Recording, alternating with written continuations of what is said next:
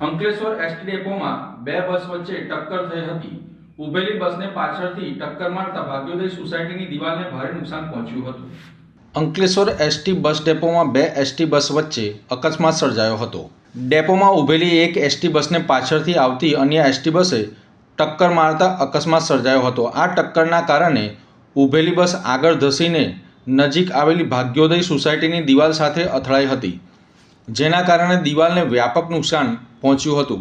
પ્રાપ્ત માહિતી અનુસાર અકસ્માત સમયે ડેપોમાં નિયમિત વાહન વ્યવહાર ચાલી રહ્યો હતો. બસ ચાલકની બેદરકારીના કારણે આ ઘટના બની હોવાનું ચર્ચાઈ રહ્યું છે. નોંધનીય છે કે અગાઉ પણ આ જ સ્થળે એસટી બસ દિવાલ સાથે અથડાઈ હોવાની ઘટના પણ બની હતી, છતાં એસટી તંત્ર દ્વારા કોઈ અસરકારક પગલાં લેવામાં આવ્યા નથી. આ ઘટનાના સીસીટીવી ફૂટેજ પણ સામે આવ્યા છે, જેમાં બસ ચાલકની બેદરકારી સ્પષ્ટ દેખાઈ રહી છે. અને વારંવાર બનતા આવા અકસ્માતોને કારણે ભાગ્યોદય સોસાયટીના રહીશોમાં ભારે રોષ જોવા મળી રહ્યો છે. રહીશો દ્વારા એસટી તંત્ર સામે જવાબદાર ચાલકો સામે કડક કાર્યવાહી કરવાની તેમજ ભવિષ્યમાં આવી ઘટના ન બને તે માટે યોગ્ય સુરક્ષા ઊભી કરવાની માંગ કરી હતી. મારું નામ ઝાકીર કુરેશી છે. આ બસે 8:11 આ બસ પાર્ક કરેલી હતી ને પાછળથી ધમરાડથી આવતી બસ, એ બસે પાછળથી અને આ બસને ટક્કર મારી.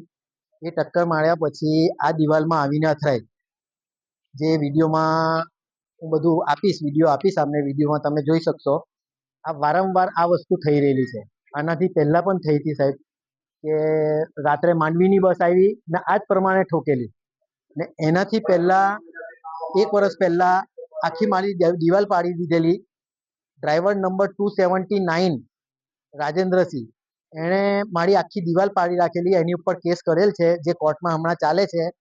વારંવાર થયા જ કરે છે આ વસ્તુ, વારંવાર થયા કરે છે. હું વારંવાર રજૂઆત કરું છું, મેનેજર બી કંઈ સાંભળતા નથી, કોઈ કંઈ સાંભળવા રાજી નથી. ને હમણાં ધમરાડથી આવેલી બસ, મને ડ્રાઈવર એવું કહે છે કે આ બ્રેક નથી લાગી. હવે ધમરાડથી આવેલી બસનું વેક્યુમ ના હોય સાહેબ, કે વેક્યુમ ભરેલું જ હોય ને. ધમરાડથી એમને એમ થોડો બ્રેક માર્યા વગર લઈને ચાલ્યો આવ્યો હશે સાહેબ.